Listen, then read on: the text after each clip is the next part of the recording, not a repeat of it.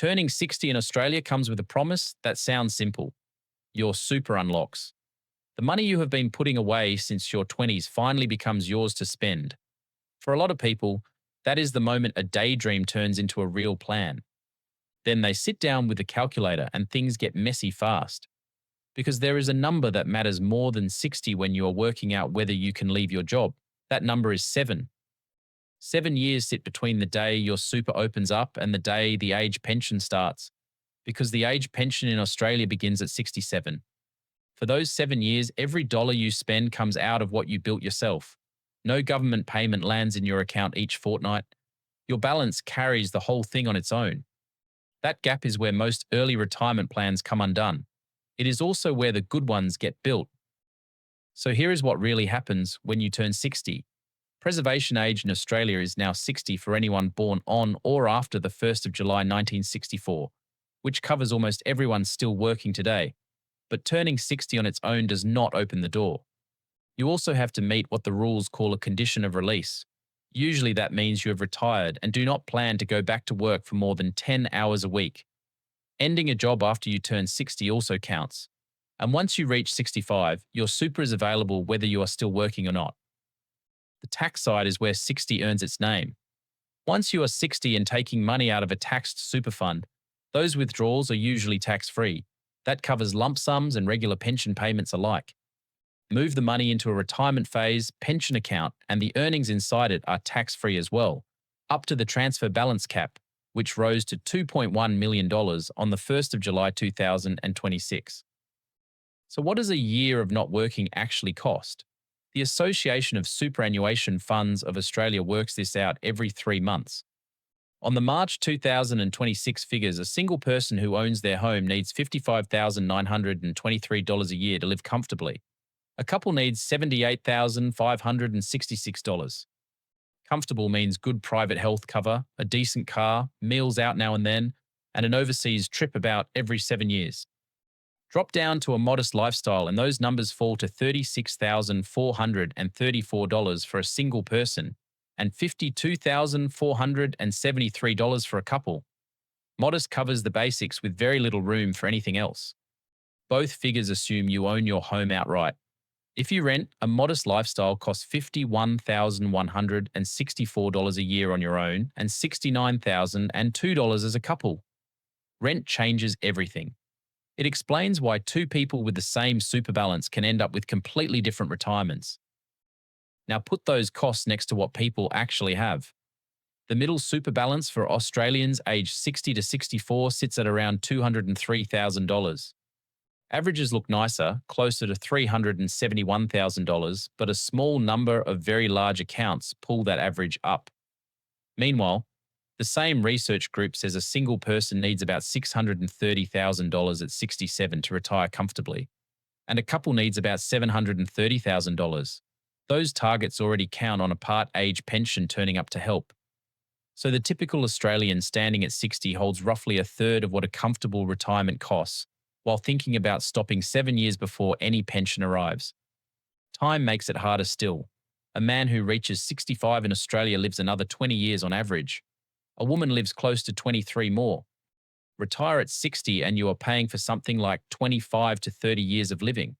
That is longer than most people spent paying off their mortgage. Every year you add at the front is another year your balance has to stretch at the back. Health costs also climb as you age, so the years that need the most money are usually the ones sitting furthest away. There is one rule people lean on here that deserves a much closer look. Once your super sits in a retirement phase pension, the law makes you take out a minimum amount each year. Under 65, that minimum is 4% of your balance. From 65 to 74, it lifts to 5%. Plenty of people treat those percentages as a safe spending rate, which was never the point of them. They exist so the tax office can see the money is really paying for a retirement rather than sitting inside super as a shelter. Run the maths on $203,000 at 4% and you get about $8,120 for the year. Very few people could cover 12 months of living on that, which means most Australians who stop at 60 with a typical balance take out far more than the minimum, and the balance drops fast. The first few years matter more than the rest. Draw heavily while markets are falling and you sell more units to raise the same cash, which leaves less behind to recover when prices lift again. Here is the part that surprises people, and it works in your favor. The age pension is means tested. So spending down your super between 60 and 67 can leave you eligible for more of it. From the 1st of July 2026, a single homeowner with countable assets under $333,000 gets the full age pension. For a homeowner couple, that line sits at $499,000. Above those levels, the payment drops by $3 a fortnight for every $1,000 of extra assets. A part pension still gets paid all the way up to $733,500 for a single homeowner and $1,102,500 for a couple.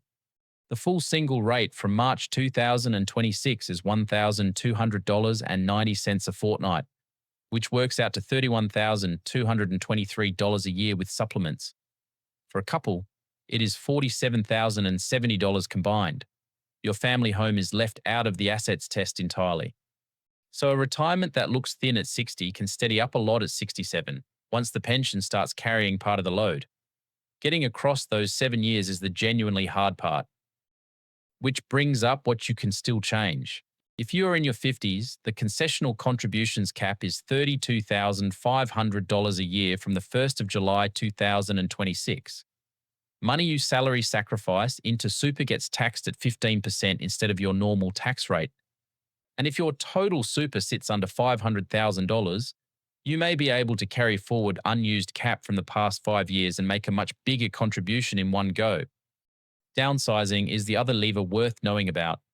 Sell a family home you have owned for years, and each of you can put up to $300,000 into super under the downsizer rules. That moves money tied up in bricks into a tax-free income stream.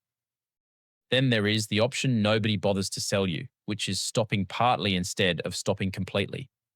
2 or 3 days a week from 60 to 65 does 2 useful things at once. It slows down how fast you draw on your super, and it gives the rest of your balance more years to grow, while growth still has room to work.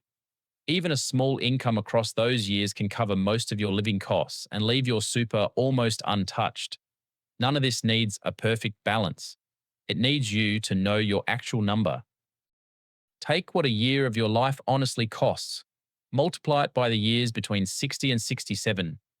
That is the size of the bridge you have to build. Everything after 67 becomes a different sum, with the age pension helping to carry it. The Australians who manage to stop at 60 are rarely the highest earners. They are the ones who worked out where the gap sat while there was still time on the clock, then built towards it on purpose. If this video helped you, do me a favor and hit the like button. It helps more Aussies find this content. If you're not subscribed yet, now's the time. And don't forget to turn on notifications so you don't miss the next one. I'll see you there.